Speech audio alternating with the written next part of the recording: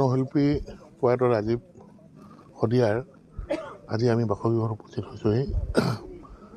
আজি সমগ্ৰ শদিয়া সমগ্ৰ অসমবাসী ৰাইজে তেওঁৰ অকাল মৃত্যুত গভীৰ শোক প্ৰকাশ কৰিছে।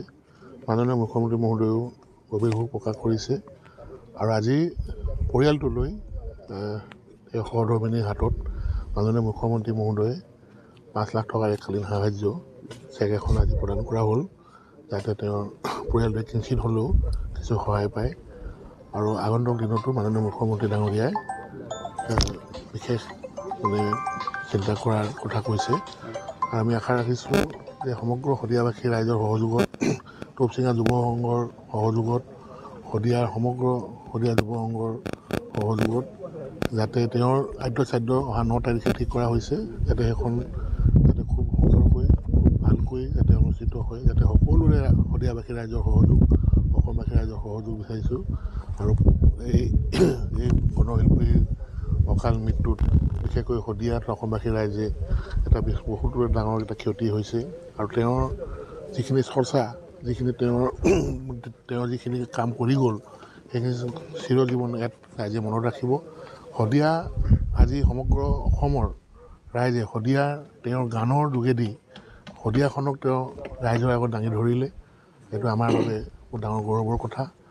আৰু বিশেষকৈ আজি কেইবাদিনো ধৰি লওক আমাৰ হৈ গ'ল। আজি মই যিদিনাখন তেওঁ ঢুকাইছিলে সেইদিনাখন মই আছিলোঁ, সেইদিনাখন মই আছিলোঁ। তাৰ পাছদিনাখন মই চিকিৎসাৰ ক্ষেত্ৰত আৰু মানুহজনে বাহিৰলৈ যাবলগীয়া হ'ল। তো যোৱা পৰহি আহি পাইছোঁহি আৰু যোৱাকালি 26 জানুৱাৰী আছিলে, আজি মই ৰাতিপুৱা ইয়ালৈ আহিছোঁ। আমি আশা ৰাখিছোঁ যাতে তেওঁৰ আদ্যশ্ৰাদ্ধখন ইয়াতে আমাৰ বিশেষকৈ আমি যিটো অনুমান কৰিছোঁ প্ৰায় 25-30 হাজাৰ ওপৰত ইয়াত ৰাইজৰ সমাগম হ'ব। আৰু এই সমাগমৰ ক্ষেত্ৰত যাতে কোনো ৰাইজৰ যাতে কোনো অসুবিধা নহয়, তাৰ বাবে ইয়াতে যুৱ সংঘ হওক, ইয়াতে বিভিন্ন দল সংগঠনৰ তেওঁলোকৰ কৰ্মীসকলে ইয়াতে যোগাযোগ কৰি আছে, তেওঁলোকে কাম কৰি আছে।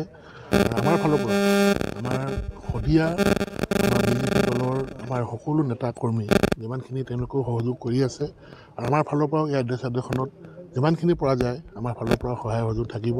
আৰু আমাৰ দলীয় কাৰ্যকৰ্তাসকলেও এই আদ্যশ্ৰাদ্ধখন বৃহত্তৰ শদিয়াৰ ৰাজীৱ শদিয়াৰ বাবে যাতে আমি গোটেইখিনি ভালকৈ কাম কৰি যাতে আদ্যশ্ৰাদ্ধখন আমি সফলভাৱে যাতে আমি কৰিব পাৰোঁ, তাৰ বাবে মই সকলোকে অনুৰোধ জনাইছোঁ। আৰু যিহেতু তেখেতে একমাত্ৰ উপাৰ্জনকাৰী আছিল, এতিয়া তেখেতৰ সহধৰ্মিনী সংস্থাপনৰ কথা কিবা ভাবিছে নেকি চৰকাৰে? সংস্থাপনৰ কথাটো মাননীয় মুখ্যমন্ত্ৰীৰ লগত কথা পাতিছোঁ।